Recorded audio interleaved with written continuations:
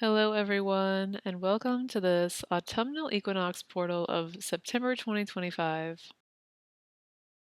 I am grateful and honored to be with you in this Equinox portal and talk more about numerology of this portal, or the doorway of time, and the connections to the year of the snake. So I invite one, if you're joining me, to feel free to breathe with me here. And if you feel called, feel free to bring a hand or two to the heart. And just breathing with the heart here. Two more times like that if possible.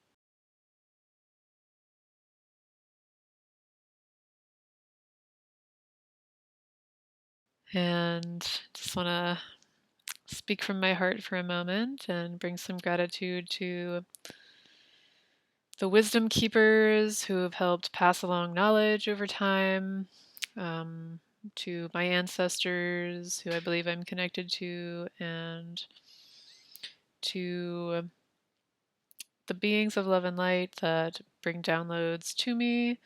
And some of this talk is from a little bit of all of those things. So, as always, feel free to take what resonates and leave what doesn't. Um, so, yeah, now that I've said that, kind of getting into the equinox talk here. So, feel free to make yourself comfortable and get yourself some tea or a nice drink and join me here.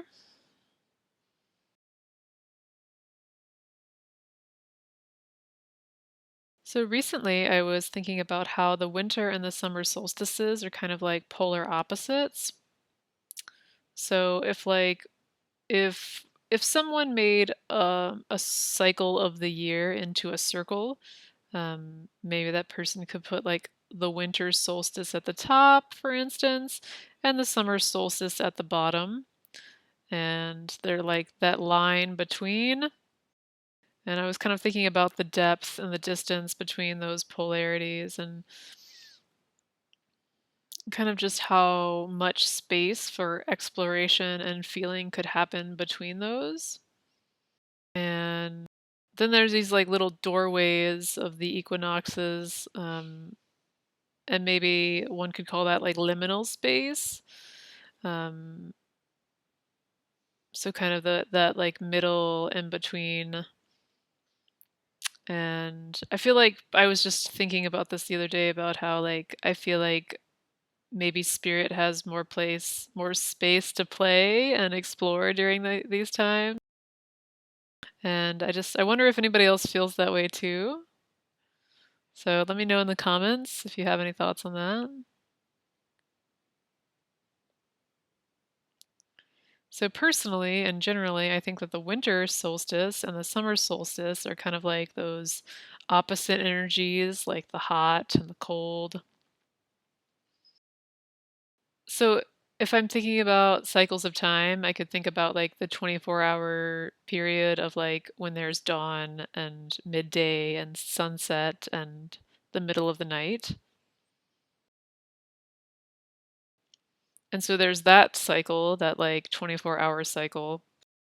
So thinking about the equinoxes, kind of like opening that portal to the liminal space, kind of like how those moments at sunset can feel kind of like balanced and relaxed, maybe like mild.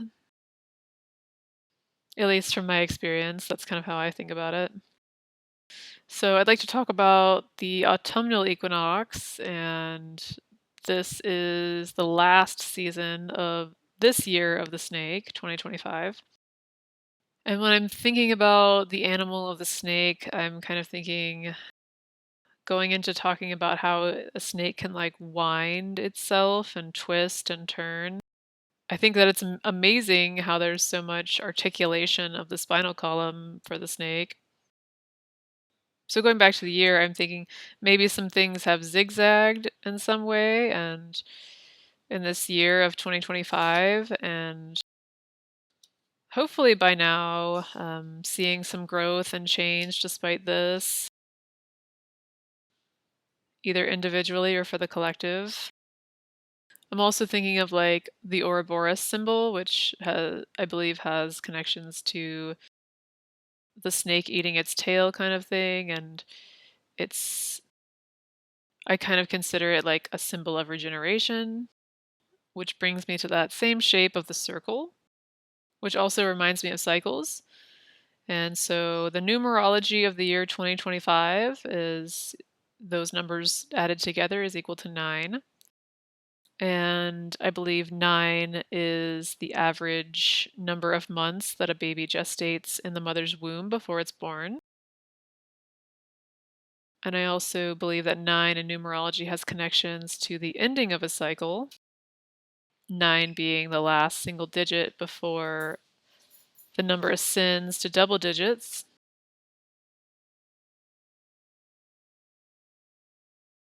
So, is there a ritual one wants to do to honor the ending of a cycle?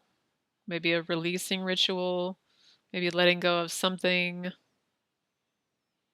And this could be something tangible or intangible, like an idea.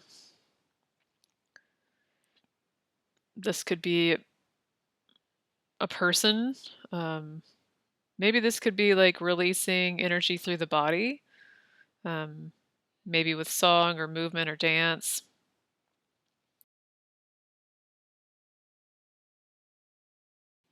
So I'd like to go back around to the topic of the fall equinox and the medicine wheel. So once again, like if the year was a circle and it was divided into those 4 sections, I think of this fall equinox kind of more in like the westerly direction. And I would correlate this to like the element of water, which I believe is an element that can be cleansing, flowing, could have like a feminine nurturing element. And I have some short songs about water that I'd like to share. So I created this one a few years ago with a past partner and musician, and it's called The Healing Waters. And I just think that it's a nice kind of way to talk about cycles and how, like, when one thing ends, a new one begins. And it's called The Healing Waters. Oh, let the healing waters wash over me, carry me away, carry me away. Let the healing waters wash over me, carry me away, carry me away into the sea. Carry us, carry us, carry us away into the sea. Carry us, carry us, carry us away into the sea. Feeling the wave, I'm feeling the wave, feeling the wave, I'm feeling the wave, feeling the wave, feeling the wave, feeling the wave, I'm feeling the wave, I'm feeling the wave, I'm feeling the wave of something new. I'm feeling the wave, I'm feeling the wave, I'm feeling the wave of something true. I'm feeling the wave, I'm feeling the wave, I'm feeling it. Carry us, carry us, carry us, carry us away now. Carry us, carry us, carry us, carry us into a new day, new day, new day. Carry us into a new wave, new wave, new wave. Carry us away now. Lift up the water and carry it away. Bring water to the fire and lift it up higher. Lift up the water and carry it away. Bring water to the fire. Lift it up higher to carry us. Carry us. Carry us. Carry us away now. Carry us. Carry us. Carry us. Carry us into a new day. A new day. A new day. A new day. A new day.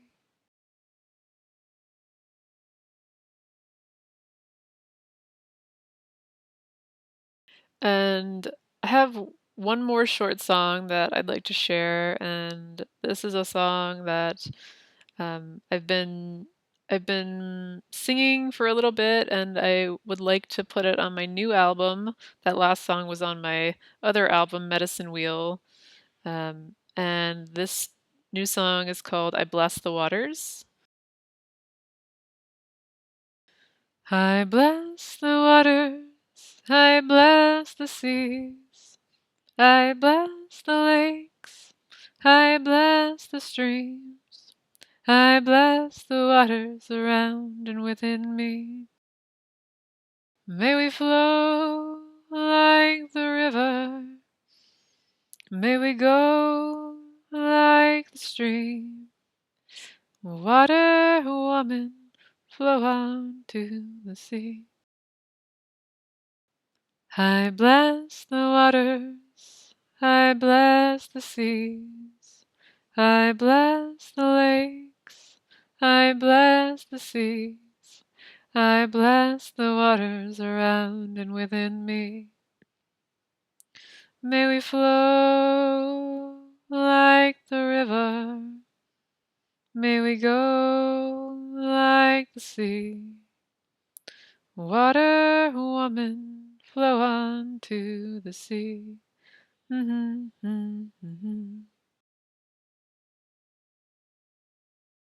Thank you for receiving that if you did.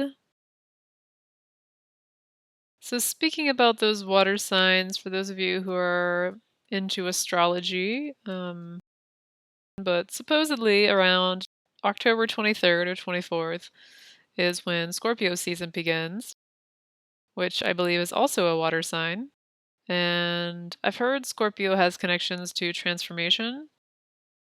So I'm very curious about what kind of transformations this Scorpio season brings to this 9-cycle year and the year of the snake, which is also an animal that I believe has connections to transformation.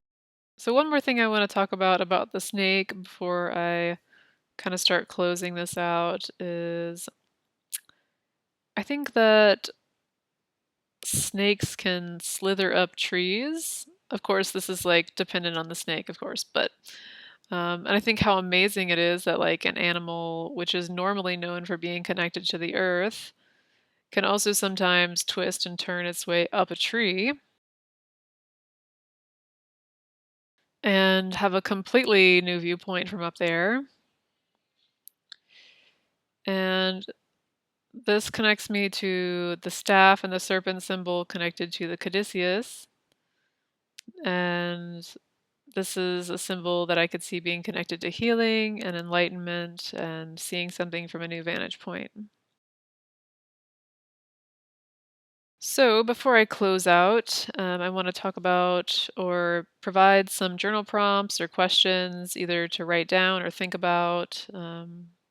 And I did write some of these in the description too of this video if you're interested in that. So, the first one is talking about alchemy. And so, the question is there any part of life that one is seeing or perceiving alchemy, or a change of the self from one state to another, or a higher, more aligned way of being or interacting with the world or self?